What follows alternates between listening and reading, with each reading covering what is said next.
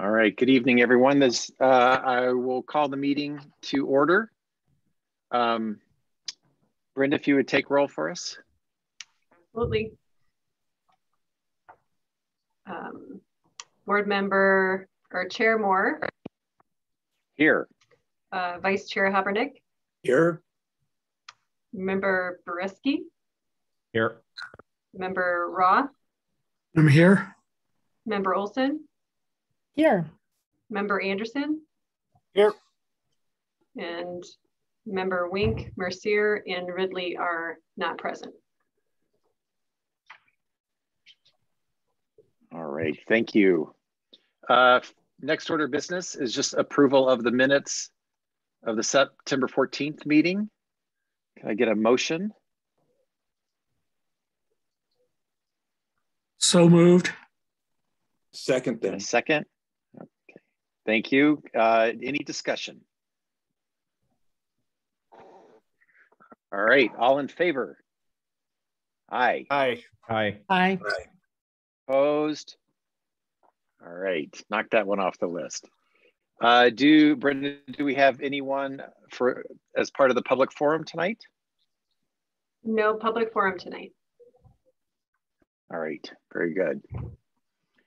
Then we'll move on to new business and an acknowledgement of Mayor Olson's service. Director Van Ry, I'll let you kick us off, and then we can all pipe in. Yeah, I just we wanted to take a moment, and that's why I'm happy you decided to come to the meeting tonight, is because I think we as staff and I'm sure as the board all really want to express our gratitude and thanks for your many years of leadership and guidance for this board, and it has just been truly a great pleasure to learn from you and to see you in action and get your support in the difficult changes that we've been even in most just the past couple of years trying to institute to really change the trajectory for utilities in the city of Englewood. And your leadership and guidance has been tremendously impactful for me, as well as I think everyone else. And we just really wanted to say thank you for all the time that you've dedicated to making this community better. And that's so we put together a small letter of our appreciation, and then we'll go around the board and just again thank you so much for your service. Thank you. I didn't look at the agenda. Was this on it? This letter is on it. Yeah. Oh it's terrible. Yeah, it's fine. My last meeting, I haven't looked at the agenda. I'm sorry. I'm glad I showed up. Thank you so much. That's very kind of you. Yeah. And Mayor Olson, I want to jump in as well. It's been a pleasure serving with you on this board. I've also loved having you as my representative in my district for the last 12 years. So I'd like to really thank you both for your service in the confines of this board and much more broadly for the city. So it has been a true pleasure, and I really do want to thank you for that. Thank you. Can you believe the combination of the two of us? It's 20 years. On that note, in advance of this meeting, I just sat at my last pension board meeting, which literally has been 20 years on a single board, because 8 years as a council member and 12 years as a citizen. So yeah, this 20 years is quite a marker. So yeah, it's very fascinating. I don't feel 20 years older until I listen to my body. Then I realize it is true. Anyway, so it's been great. I appreciate it. Thank you. All right. Well, good. We'll move on to. Can I say just a couple of things then? This has been absolutely. Yeah, and I think my internet's going in and out. I don't know if your Comcast was out all day, but I had to come back and forth. Apparently 50,000 sites were out across the nation or something. But anyway, it's a little bit wonky still. But So I'm running behind today. I really appreciated this board all the way through, and I stepped off for a little while and other people were on when I was on council, and it was great to come back on once I was mayor. But I've seen so much change, and I'm sure Chuck and Don and others, and John, you have too, just the amazing leadership development that's been going on within the department, and then just taking some good risks and calculated risks and really making changes that needed to happen and biting the bullet sometimes. Appreciate the leadership, Peter, that you've, and I've told you this many times, but I am one of your big fans and love the team that you're developing. Many of you are here on and get to work together. So it's a really wonderful team to watch, and it seems like it's a great place to work. And so I'm really appreciative of that. Even when the going gets tough, you guys stick it out. I think I can speak for the team that we love it. We love what we're doing, and we love the trajectory that we're on. It's a lot of fun from a career perspective, and just from a colleague perspective in terms of the team that we have and that we've been able to assemble over the past couple of years. So it's a lot of fun. And then you add into it our board that believes in us and allows us to make some of these calculated risks. It's just really a great environment to be in. And so thank you. Okay. And thank you for the letter. My PDF finally opened. That's very kind of you. So I appreciate it. It'll be fun watching what goes on from here and how it keeps growing and deepening as it is already. Thanks. All right. Any further comments before we move on? Okay. We're going to miss you. Then, yes, very much. Well, as a tribute to the mayor's last meeting, we thought it'd be a good time to give her an overview of our water supply system. So Steve has put together a special presentation. So I'll hand it over, Steve. Happy to provide that service, Chair, and thank you, Chair, thank you, Mayor, and thank you, members of the board.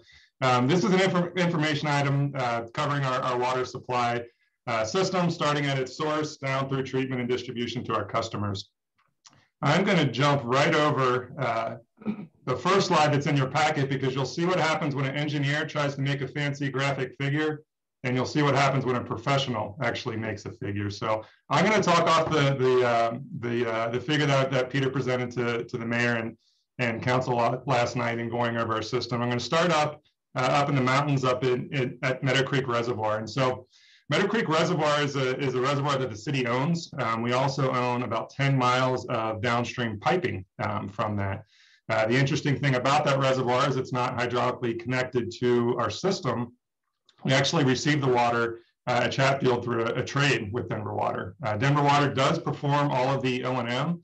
We will annually reimburse Denver Water for the cost of that service, along with any associated improvements to the system.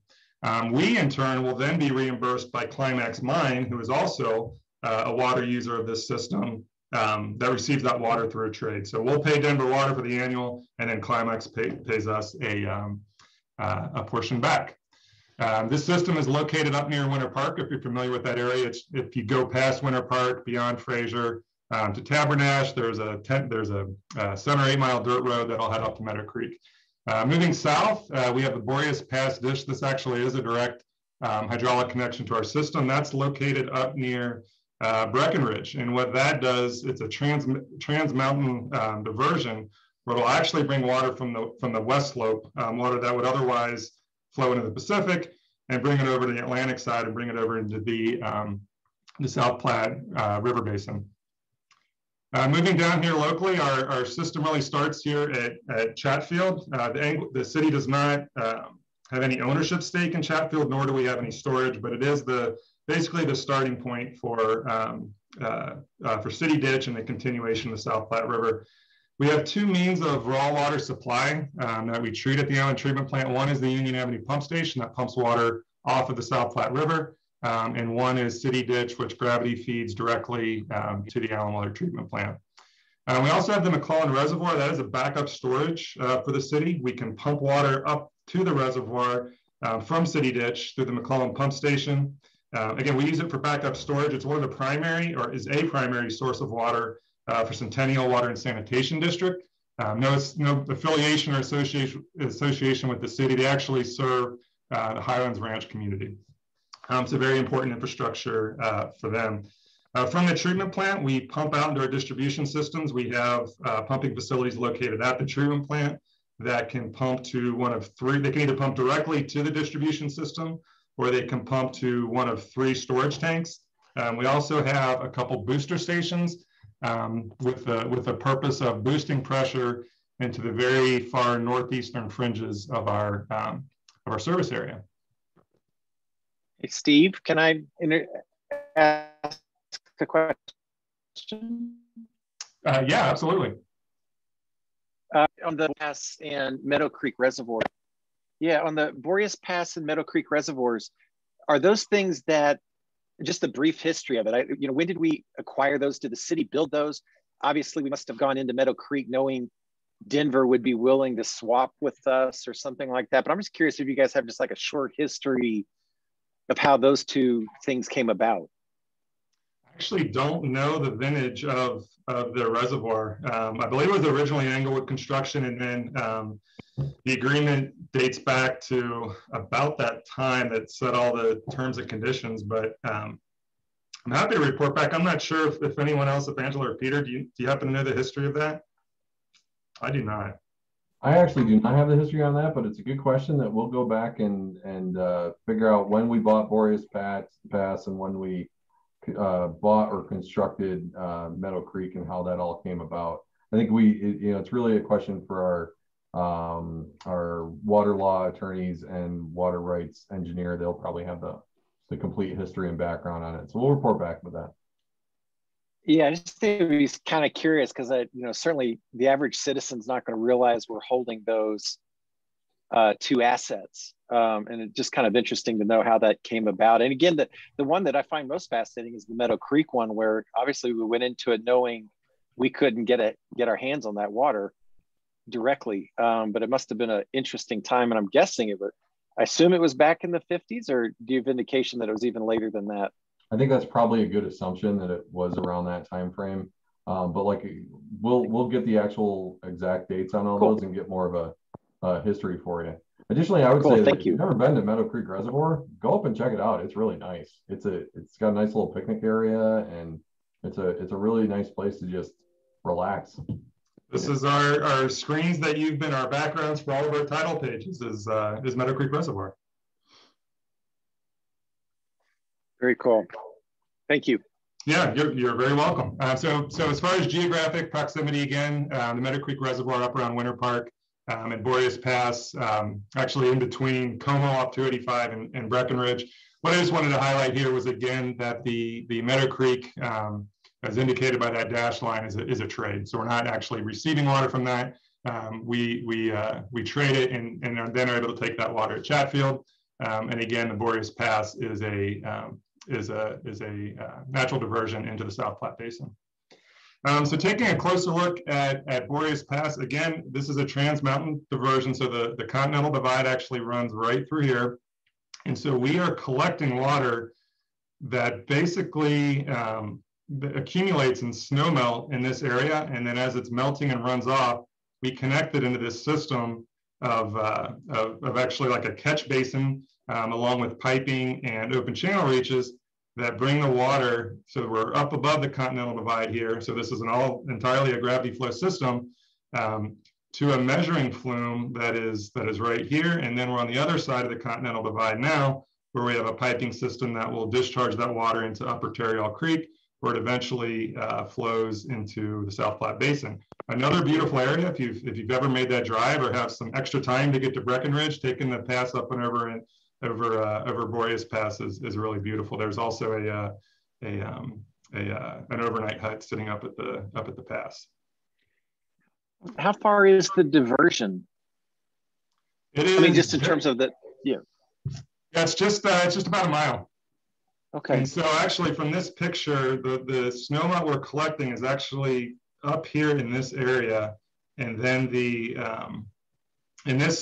picture to our right here is one of our main collection area. So this picture to the right is sitting approximately up here. And so, so where that natural drainage is coming off the mountain, it's channeling all that water actually into this pond and then into this diversion. And there's two outlets of this diversion, one of which can send water through the Boreas Pass ditch and one which will continue. This is actually Indiana Creek. It's the headwater of Indiana Creek, which eventually goes into the Blue River, which eventually goes into the Colorado River.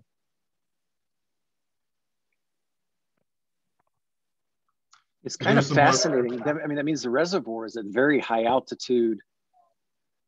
I was going to say that the reservoir itself is at very high altitude. It's interesting that it's got enough still to collect, given that it's so close to the top. Mm-hmm. So that's kind of fascinating still, the amount of volume of snow, even in that respect. Yep. So what will happen is we get a lot of, and how we've historically utilized our yield from Boreas Pass is just collecting that first runoff. And so we wait, if you look to the picture on the left, that you can imagine in late spring, that's completely filled with snow. And so what makes that difficult then with this open channel is to be able to collect that water. And so we're exploring opportunities where potentially through piping or other means that we can extend the amount of time that we can take the yield from that system. But yeah, so I'm not a geologist, but there's actually some springs that will run year round. And as I was talking, we were up there back in September. I was talking to the water commissioner. That's likely snow that's percolating through, and it's giving some amount of flow on a year-round basis. Again, that we could potentially, or what we're looking into is potentially capturing that and using that. Our picture on the right here is where we have a transition from an open channel system to a pipeline system. And these are not quite as exciting as the previous pictures, but really important nonetheless. On the left is that flume. So this part here it's called a partial flume. And so what that does is, based on the level of the water in here, we can determine how much flow we're getting. And so then we can account for that and use a corollary amount of flow taken out of Chatfield. This device here is what's called a stilling basin. So if we measure the level of the water in here, that then correlates to a flow. This picture on the right is the inside of that, one of those catch basins I was explaining earlier, and it's you can see there's a decent amount of flow. We popped the lid and looked into it, and I asked the water commissioner if that was our water, and he said, yeah, it's your water. And so so again, what we're going to look at is there ways that we could potentially extend the typical amount of time or historic amount of time we've been collecting water out of the system. And then moving on to Meadow Creek. So again, we're up in the Fraser Tabernash area. This is the dirt road that heads up to the reservoir.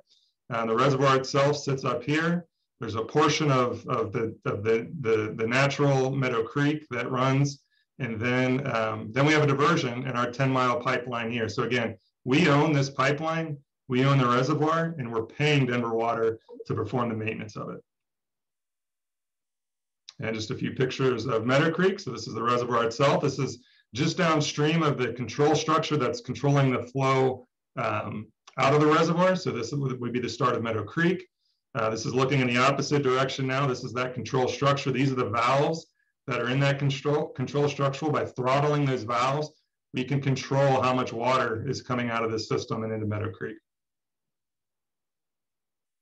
So moving down here locally, I discussed Chatfield Reservoir and Mcclellan. I wanted to point out City Ditch here. That's the blue and red line that's running from Chatfield up to Harvard Gulch. The red line indicates where there's pipe, so it's buried pipe in the ground, and the blue line indicates where we're open channel. As we've discussed with this board and council, we are in project planning and development to pipe those remaining portions, remaining open channel portions between Chatfield Reservoir here and the Allen Water Treatment Plant, which sits right there. And there's a lot of benefits associated with that. Water quality, addressing vulnerabilities we have with having an open raw water system, potentially getting into more capacity and year-round operations. And here are a few pictures of City Ditch that indicate some of those vulnerabilities. This actually sits just behind the water treatment plant. What I wanted to point out here was one of our stormwater discharges right into the ditch. And this is literally a couple hundred yards where we then would divert this water into our north reservoir. And so again, a lot of improvement opportunity if we were to pipe this area and remove these stormwater discharges into the ditch. This is one of our 4 overhead flumes. This is the Mcclellan pump station. So that was the facility I was explaining earlier that pumps water up to Mcclellan Reservoir. So again, there's a lot of vulnerability with these flume systems. They wear out over time.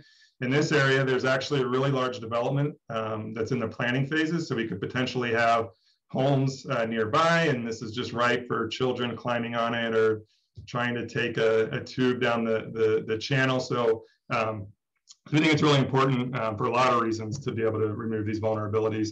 Here's one of our open channel to pipe transitions. As you can imagine, a lot of debris builds up here. So when we're starting up the ditch, it requires a lot of staff time and effort to remove all that debris.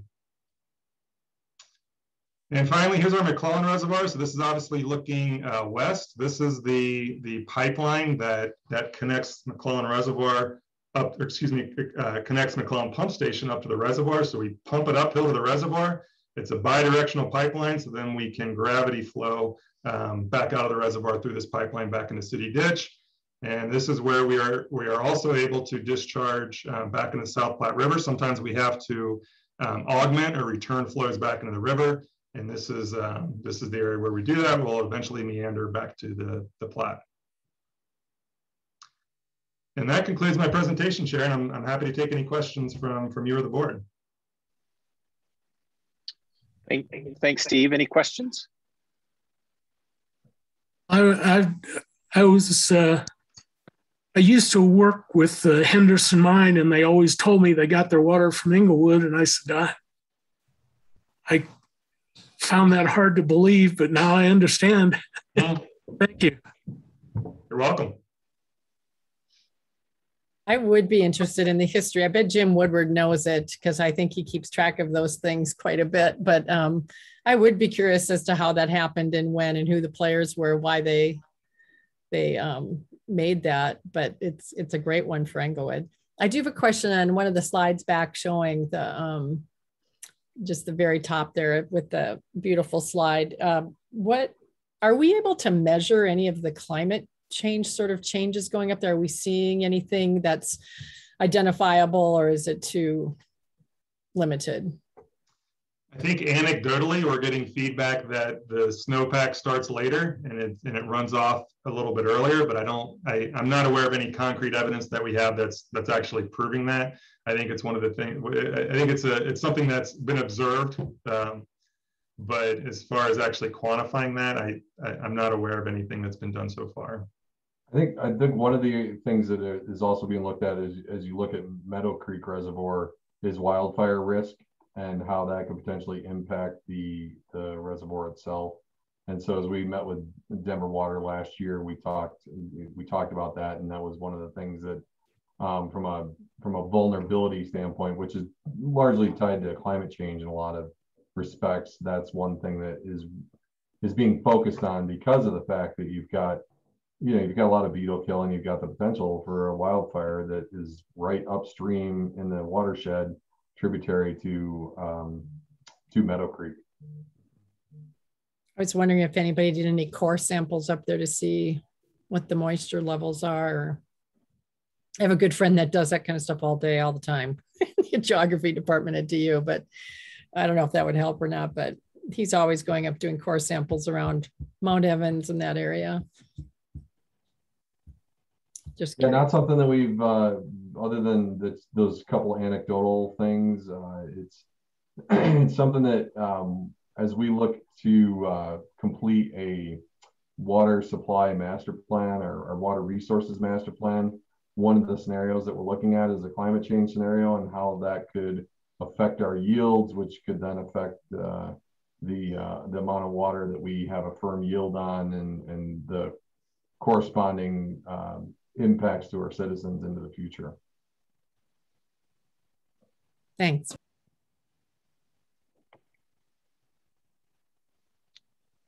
Any other questions? If I could add one more thing, I think that a number of council members and maybe some of you in the community or on the board have heard that there's a bit of a community push to put a historic designation on City Ditch.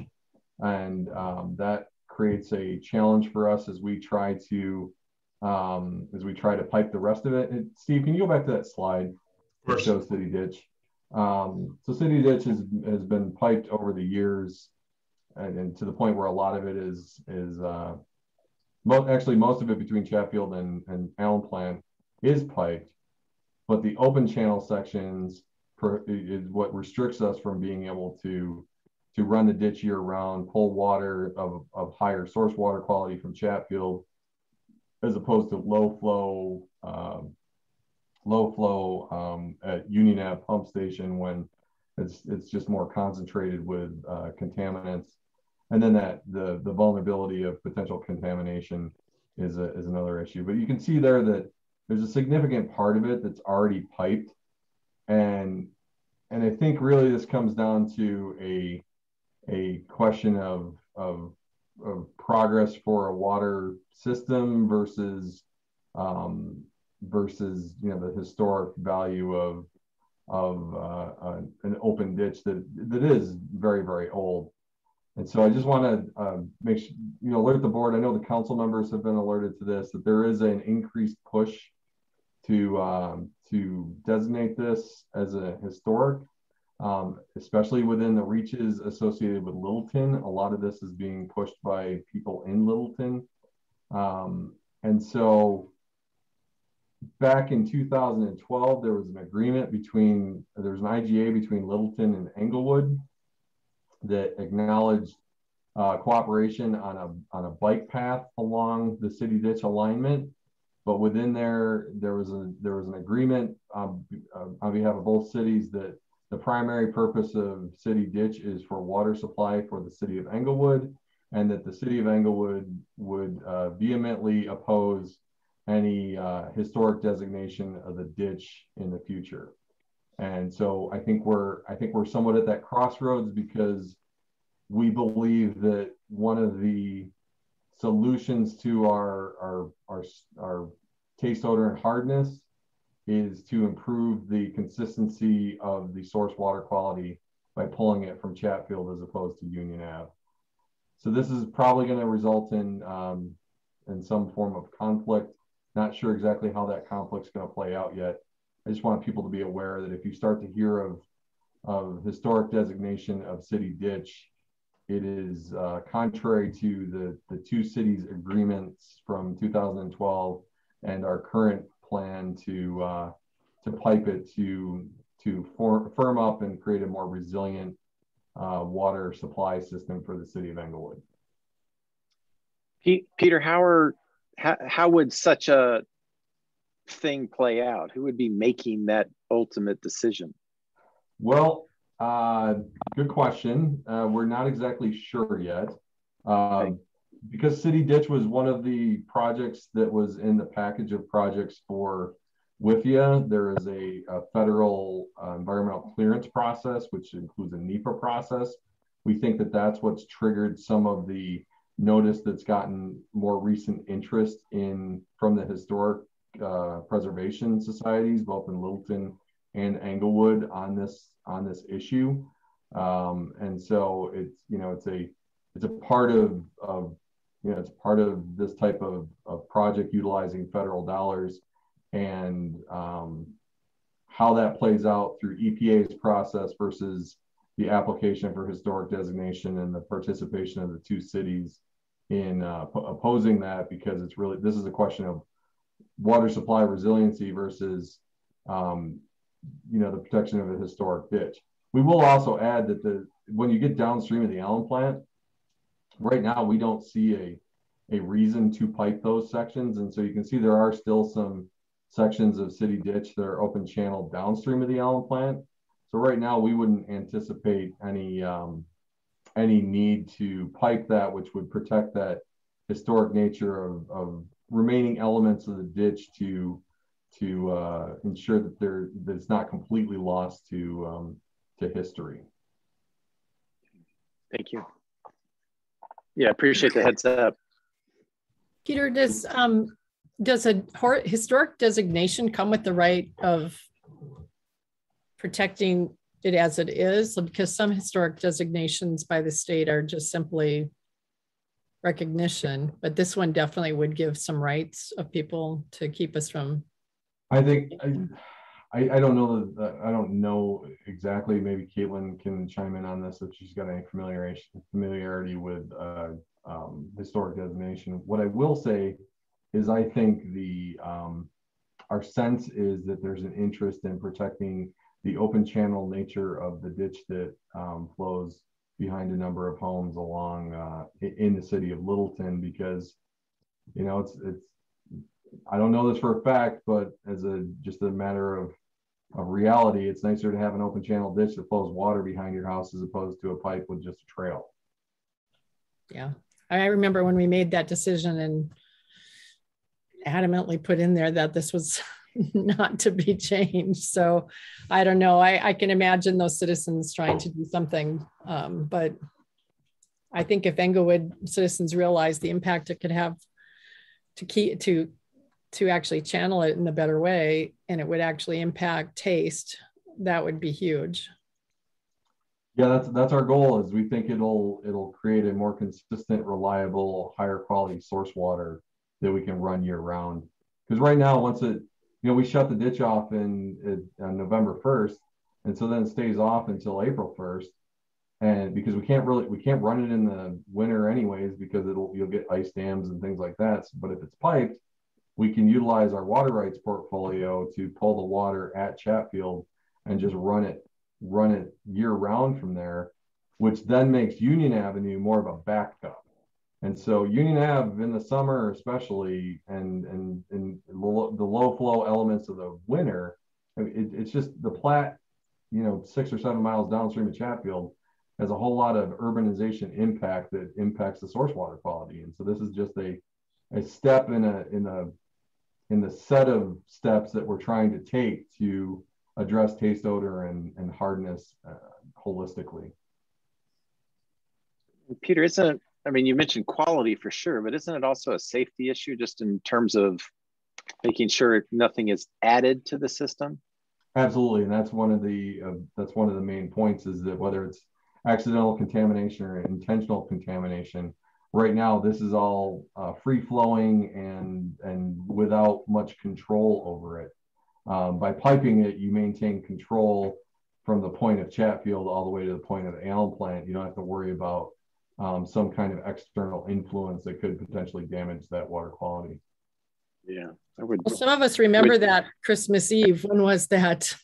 Very early on when I was on, I don't know, John, if you remember, there was a contamination done. Chuck and Don, do you remember that? Someone had dumped like oil or something that actually the federal government got involved in an investigation, the FBI, I don't know, whatever. I don't think they were found who it was, but someone detected it by their nose that night.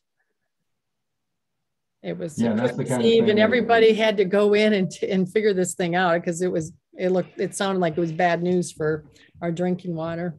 Yeah, and when you think about the national push to create resiliency and protection of our nation's water systems, enclosing it in a pipe is a great way to protect the source water. And so that's where it's not just taste, odor, like you said, Chairman Moore, it's not just taste, odor, and hardness. It's also protection and resiliency and all those other aspects that water systems are evolving to incorporate based on just risks that are out there that we deal with on a day-to-day basis. Yeah, it's an interesting issue. Historic preservation is critical, but water is essential. So the idea of not being able, the citizens not benefiting from the potential improvement in security and quality is just, it'd be very unfortunate. So hopefully it doesn't become a big risk. Yeah, that's why, like I said, it just popped up again a couple of weeks ago, and this is our first board meeting since it has popped up. And so that's why we want to get you all aware of it, because we will be making a strong push to oppose any kind of historic designation and to move forward with the plan to to pipe it. Yeah. Yeah. Cool. You know, Denver designated a section through Washington Park as historic. They pump their recycled wastewater through it. Okay.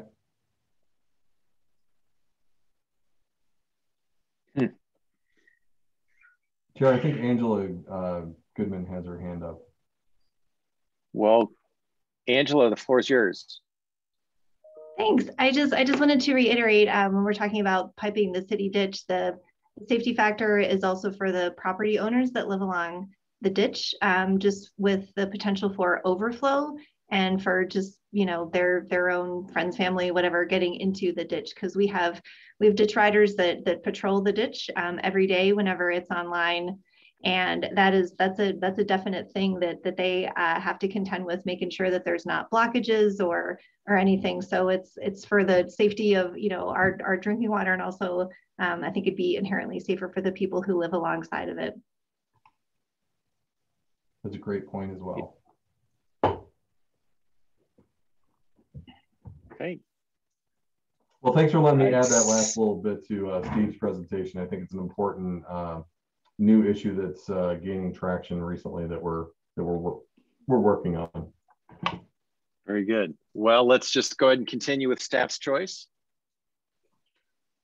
Good evening, Chair and members of the board. Just wanted to give you guys an update on the Backflow prevention and cross-connection control program. We are currently at 91.3% compliance. So we are officially in compliance for this year. Our required compliance, yes, thank you. Our required compliance was 90%. We currently have, let me look at my notes. We have 127 devices left for 100% compliance, which that actually needs to happen by the end of March of next year.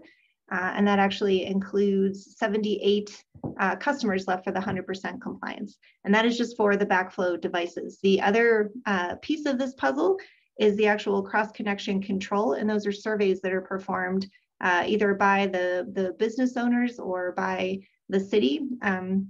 Because we were not able to find the records from previous years due to the email retention policy, and then also because of our staff member suddenly passing away on the job.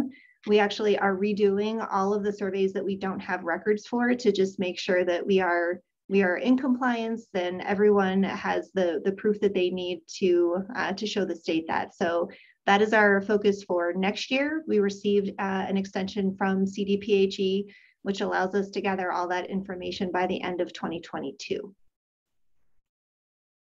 Does anybody have any questions? Just a congratulations. Thank you. It has been it has been a heavy lift, and it's been across all of the divisions within the utilities department itself. So it's been a lot of people doing a lot of different things, phone calls, in-person visits. I think we got help me out with his title, the president of the Chamber of Commerce involved as well. Oh yeah, David Carroll. Yeah. Mm-hmm. Angela, for the, I think you said 9% remaining. Mm-hmm. Is there some general characteristics you could make of those remaining 9% and how difficult it'll be to get over the hump by March? So that is a great question. I don't have that information in front of me right now. We're going to be pulling together and sorting through that data to get a characterization of the businesses, what the level of effort has been with contact, if we've got in contact with them and they just have a test scheduled for maybe next week or something like that, or if just it's, you know, the random 7-Eleven that we have a corporate number for, but whenever we've gone to visit them, they don't, it's, you know, you talk to the person who works there, not the owner of the business. So we're going to characterize kind of what that last 9% looks like and how we're going to be very strategic to make sure that we get to 100% compliance. Thank you. I'll just Any add, other questions? we had originally anticipated shutting people off starting on November 10th, which is tomorrow. Since we've hit the 91%, we're going to get a bit of a reprieve and still try to work with people to get to that compliance by basically about a month. And then if we're not seeing compliance in December, that's when we'll you know, usually it's with the ones that we're getting no response from that we're talking about potentially moving back into a shut off. We think that we can avoid a lot of consternation if we're not shutting people off for this. So the degree to which we can do that, we're trying to. Sounds good. Okay. I think Mayor has her hand up. Yeah, I just, David Carroll had told me that some of the people didn't realize they were on Englewood. They thought they were Denver. Did they get that figured out? That's so they weren't responding because they thought, why am I getting this from Englewood? Yes, that was part of the campaign that we did, actually go and talk to those businesses. And so I think we actually were on the opposite end of that, where we had some people sending us things and we had to very politely get back to them and say, thank you, but we're not Denver Water, so you actually need to be sending that to someone else. But then our people weren't realizing they were on Englewood. Yeah, it is for people that are along the border, or just any number of reasons. They were just convinced that it was Denver Water. Yeah. We had to say, you're actually within Englewood, and this is something that we need from you. Yeah. Okay. Once they knew that they're willing to do it. Yes. Yeah. Okay. I'll just say that this has been a heavy lift by Angela and several people. Angela and Sarah have been taking a lead, and their staff there's been 4 or 5 core staff members who basically have spent their fall working on this problem to, first of all, get us to the point where we're not in a non-compliance issue again. So that's the first step of success in this. The second step is to adjust the whole schedule forward so that we're getting this compliance done. We're getting these compliance records by July 1st at the latest, so that gives us from July 1st to December 31st in every year subsequent to next year to basically work out any details of issues with suppliers, fixing, suppliers and parts and things like that for fixing backflow preventers and things like that. So instead of using the deadline all the way to the 31st of December, we're gonna embed a 6-month buffer into this whole process so that we're sure to not have this issue again. And we'll certainly update everyone once we get that communication rolling, after we get to 100% compliance, so that you guys are all aware before we implement that, because I know that's going to be confusing and potentially frustrating for customers that just went through it. And then we're hoping to take advantage of some new bells and whistles with the new billing system that should be available next spring.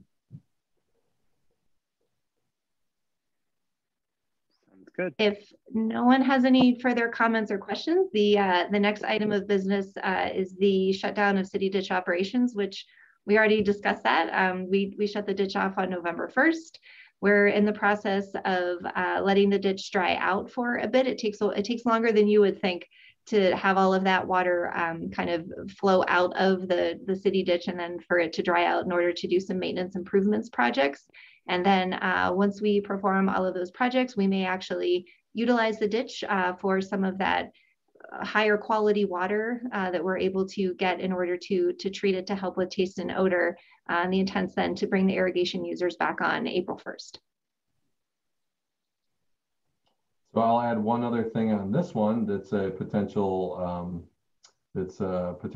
issue that could pop up. There's a lake along the open channel of the ditch. It's a pond. It's called Linhart Lake. It's in Littleton. It is basically due east across Santa Fe and the railroad tracks from Carboy, I believe, or the Breckenridge Brewery site. Is that correct? Do I have the location right? Yes. Correct. Yeah, so it's right next to the railroad tracks. And the ditch wraps around the edge of that lake, and there's a homeowner in there that has taken the liberty to make modifications to the ditch to ensure that he is receiving water the way he wants to, despite what we've said is allowed. And so we will be bringing more information on that one in terms of our approach to mitigate that issue. We expect some kind of an unhappy either small subset of citizens, or definitely one individual who has operated to some degree as if the ditch is there to serve him, and it's his to modify how he wants. So just another thing with the city ditch.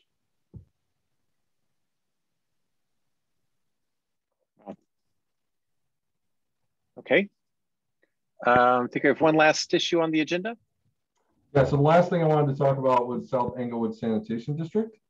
And if you recall, this is something that we've talked about in terms of how they bill their charges. And as a lot of the people in South Englewood, which are that southern third of the city for sanitation, they pay the inside city treatment rate, and then South Englewood would charge 0.55% of that rate to account for the collection costs, which resulted in people in South Englewood having a significantly higher bill than people just up the street who are in the city of Englewood. Well, they were part of the whole process of changing the connector district multiplier, and as a result of our change, if you recall, the inside city treatment rate went from 347 down to 264. So there was a significant reduction of that treatment rate. And then the outside city treatment rate was set at 401. And so that again accounted for the owner versus non-owner. Well, because South Englewood bases their collection rate off the treatment rate, that would correspondingly result in a reduction in the collection rate for South Englewood Sanitation District. So we assumed that they were going to come back and say, well, we need to make up that difference, and so we're going to raise the percent. They didn't do that. They actually changed their analysis to match the outside city treatment rate, which is $4.01. So they correspondingly went down from 0.55% of that treatment rate to 0.52% of that treatment rate. So what does that all mean?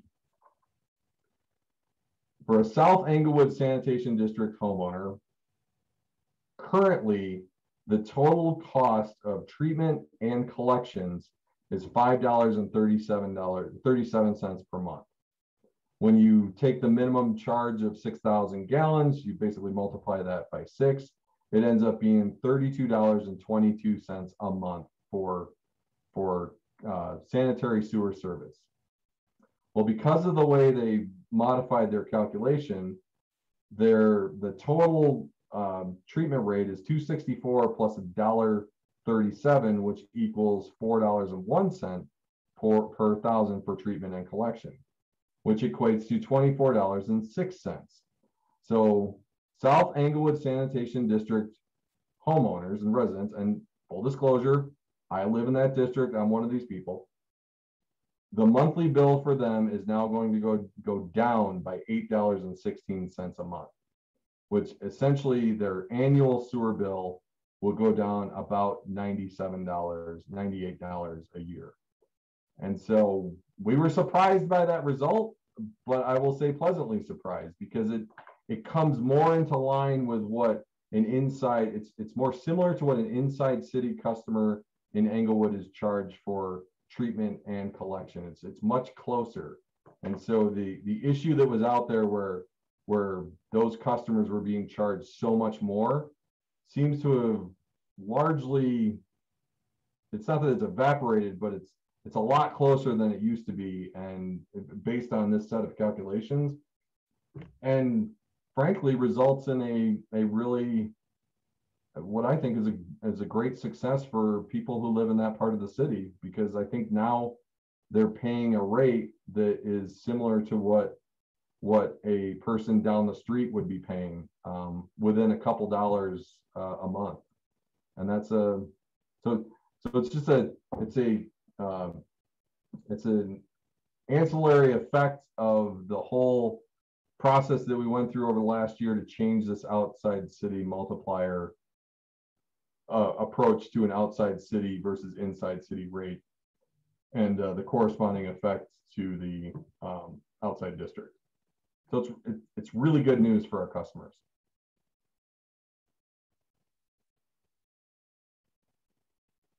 So I'll take any questions.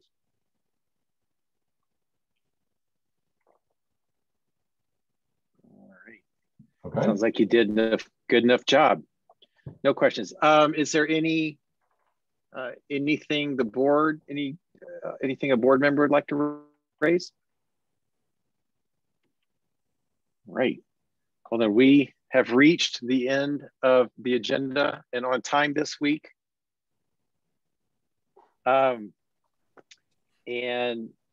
Linda, thank you again. It was a pleasure. And we will, I guess, adjourn, but everyone, can't believe we say this, have a happy Thanksgiving. And I miss you all. Have a happy holiday season too. We'll see you around though. Happy Thanksgiving, happy holidays to everybody. Bye. And thank you all evening, everybody. for attending tonight. Thanks, everyone. Thanks.